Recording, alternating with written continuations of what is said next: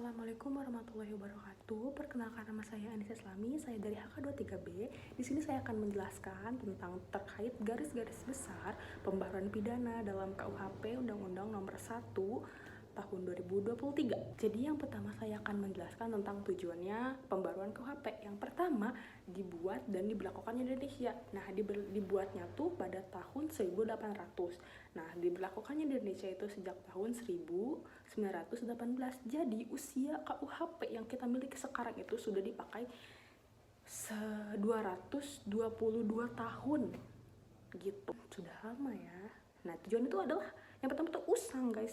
KUHP kita tuh usang gitu. Jadi harus diperbaharui karena sudah tidak relevan lagi pada zaman sekarang. Jadi KUHP itu terbirit-birit mengejar ke perkembangan zaman dan perkembangan perilaku manusia yang ada di sini gitu sekarang ini. Terus tujuan yang ketiga itu adalah tentang kepastian hukumnya gitu. Jadi makanya KUHP itu harus diperbaharui karena menyangkut tujuan tiga tadi. Yang pertama tentang pembuatannya, perkembangannya, dan kepastian hukumnya. Begitu. Tiga pilar ini menyangkut apa aja sih? Yang pertama adalah tindak pidana, terus tanggung jawab pidana, dan pemidanaan. Nah, apa aja sih dari tiga pilar itu? Maksudnya tuh, yang pertama, tindak pidana. Tindak pidana pada buku 1 aturan umum, pada buku 2 tentang norma-norma tindak pidana. Yang pilar kedua adalah tanggung jawab pidana. Apa sih tanggung jawab pidana? Jadi tanggung jawab pidana itu adalah adanya perluasan pertanggungjawaban sebagai pengakuan atas keadilan. Pada pilar ketiga saya akan menjelaskan tentang pidana dan pemidanaan. Jenis pemidanaan ini memakai double strike system. Apa sih yang dimaksud dengan double strike system?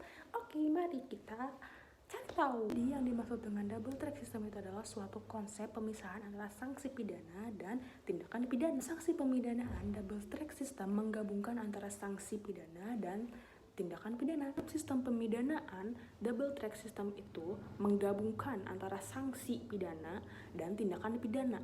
Tindakan pidana ini berupa pidana pokok dan dijatuhkan kepada si pelaku tindak pidana.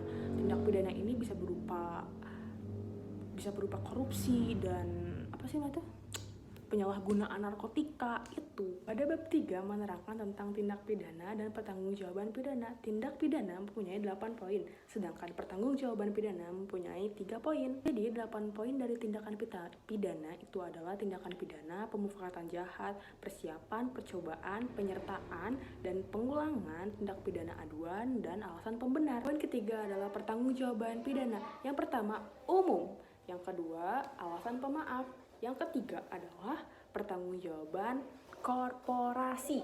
Pada bab 3 menerangkan tentang pemidanaan, pidana, dan tindakan. Pada bab 3 pemidanaan mempunyai 5 poin. Yang pertama adalah tujuan pemidanaan, terus pedoman pemidanaan, pedoman penerapan pidana penjara, pemberatan pidana, dan ketentuan tentang pemidanaan. Yang kelima, ketentuan lain tentang pemidanaan. Pidana dan tindakan pidana mempunyai 5 poin. Yang pertama adalah pidana, yang kedua tindakan, yang ketiga adalah versi tindakan dan pidana anak, yang keempat adalah pidana dan tindakan bagi korporasi, yang kelima adalah pembarengan.